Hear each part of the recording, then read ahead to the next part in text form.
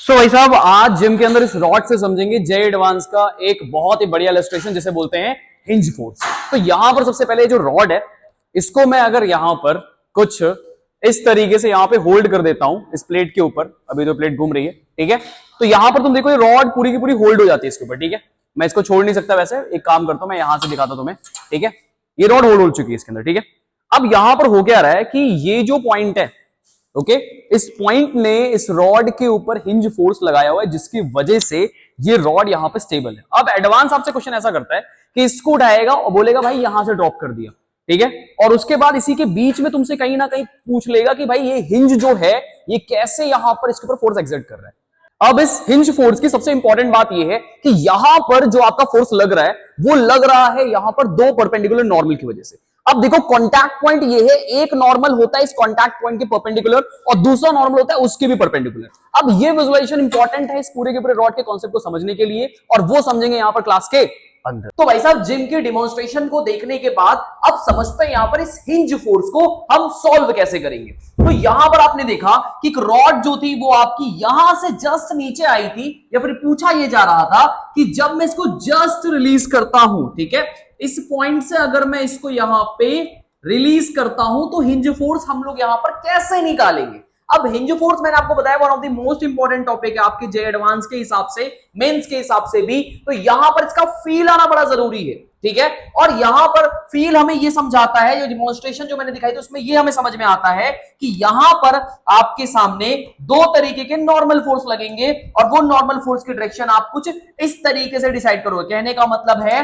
कि सिंपल आप जिस पॉइंट पे हिंज है उस पॉइंट से दो नॉर्मल और दोनों आपस में परपेंडिकुलर होने चाहिए, इस तरीके से यहां पर बना लीजिए, ठीक है। इस पॉइंट के परपेंडिकुलर दो लाइन जो आपको दिख रही है इस तरीके से बन सकती हैं। अब यही दोनों जो है आपका, ये आपका इनका ही रिजल्टेंट हिंज फोर्स होगा। अगर मैं N1 N2 की वैल्यू निकाल लूं तो यहां से मैं हिंज फोर्स आराम से निकाल सकता हूं। अब इसको करने के लिए आपको पता है कि यहां से यहां तक ये जो रॉड है वो कितने लेंथ की है, वो आपकी है L लेंथ की, ठीक है। ये L लेंथ की यहां पर रॉड है, ठीक है, L लेंथ की यहां पर रॉड है, और यहां पर L लेंथ की रॉड में ये जो मास है इसका कितना है रॉड का, M है, और ये एंगल मान लेते हैं कुछ 37 डिग्री है अभी के लिए, ठीक है। और हमें पूछा गया है कि हिंज फोर्स कितना निकालना है। अब सिंपल सा काम ये कर लो कि सबसे पहली चीज आप यहां का सेंटर ऑफ मास पकड़ लो रॉड का, क्योंकि भाई साहब यहां पर एक तरीके की रिजिड बॉडी है तो सेंटर ऑफ मास से काम चलाना पड़ेगा, और यही रूल भी कहता है। अब यहां पर ये नीचे आ जाएगा mg, बिल्कुल सही बात सर।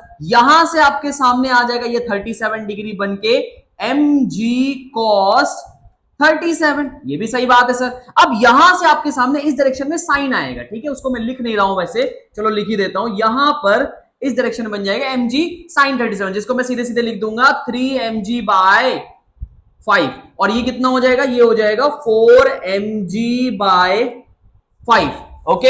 अब देखो हमें करना क्या है, फर्स्ट ऑफ ऑल हमें क्या करना है, हमें इक्वेशंस बनानी है। इक्वेशन कैसे बनानी है, आपको पता है कि भाई ये यहां पर ध्यान सुनना, मैं सारी ऑब्जर्वेशन इसके अंदर आपको दिखा दूंगा।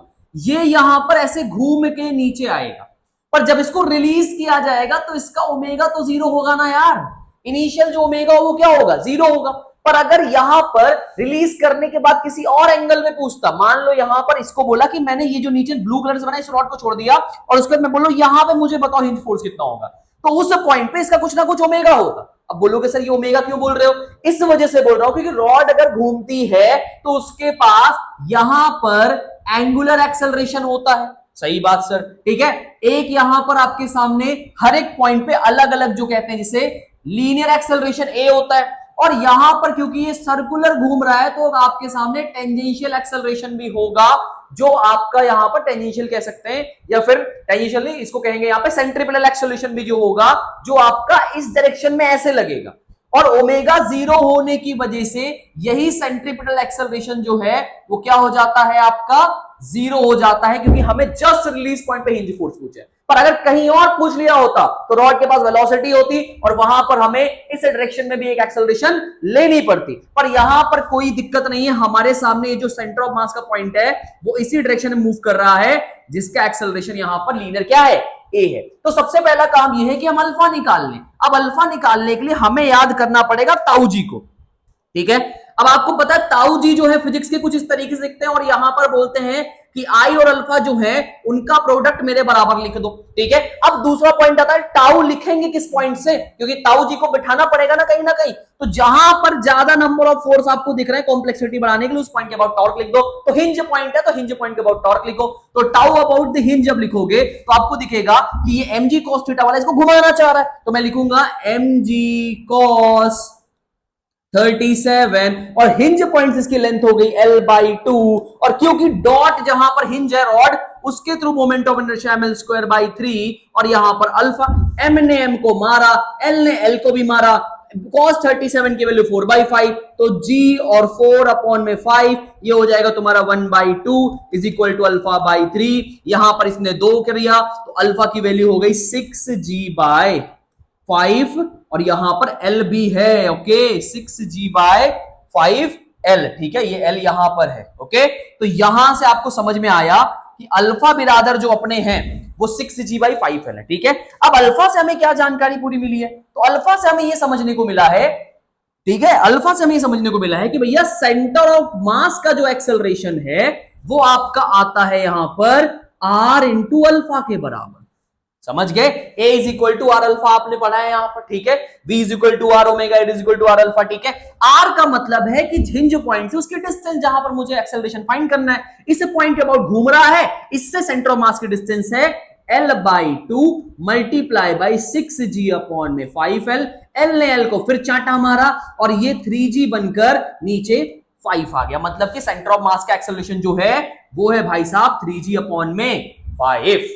क्या बात क्लियर है? ठीक है, अब अगर ये बात समझ में आ चुकी है तो आपको बस कुछ नहीं करना है, अब हिंज फोर्स निकालने के लिए n1 n2 की वैल्यू निकालनी है और एक्सेलरेशन खेलना है। अब मेरी बात आप ध्यान से सुनिए, अगर मैं आपको यहां पर थोड़ा सा जूम करके दिखाऊं तो आप फिर से इस डायग्राम को जरा घूरिए, ठीक है, और थोड़ा सा यहां पर मैं छोटे छोटे क्वेश्चन लिखूंगा, तो आप देखो n1 जो है वो mg cos 37 4mg/5 की लाइन पे है। ओके, और इसी लाइन पे एक्सेलरेशन भी तो मैं देखो क्या लिख रहा हूं m, ठीक है, m into acceleration centre of mass का कितना है 3g/5। रॉड ऐसा ही तो जा रही है भाई, ठीक है, और जिस डायरेक्शन में आपकी रॉड जा रही है उधर का फोर्स बड़ा और माइनस में लिख देंगे n1।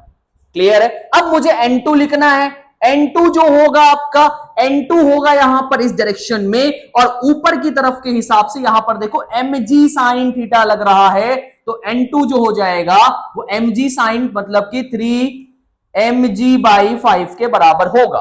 ठीक है, अब यहां से सॉल्व करेंगे तो आप देखो यहां पे 3mg 4mg, तो मैं सीधे लिख रहा हूं यहां पे इसी इक्वेशन को उठाता हूं और सॉल्व करता हूं कि भाई n1 की वैल्यू जो है वो है mg/5, n2 की वैल्यू जो है वो है 3mg/5। अब दोनों का जो यहां पर रिजल्टेंट आएगा, ठीक है, इसी को बोलेंगे हिंज फोर्स।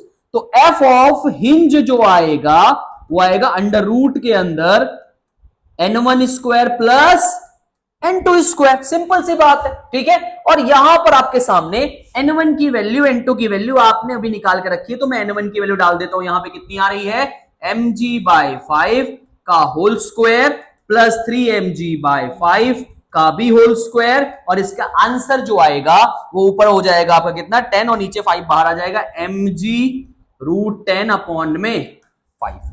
ओके, तो ये आपका हिंज फोर्स आएगा। तो पूरे के पूरे हिंज फोर्स का क्रक्स बस इतना सा ही है कि भाई जिस पॉइंट पे हिंज है उस पे 2 परपेंडिकुलर नॉर्मल ड्रॉ करने हैं, वही 2 परपेंडिकुलर नॉर्मल का जो आपका रिजल्टेंट होगा वही हिंज फोर्स होगा। और यहां पर एक और चीज याद रखना, यहां पे जस्ट रिलीज पॉइंट से पूछा, इसलिए इस एक्सेलरेशन को हमने कंसीडर नहीं किया, 0 माना है, क्योंकि वहां पर ओमेगा 0 है।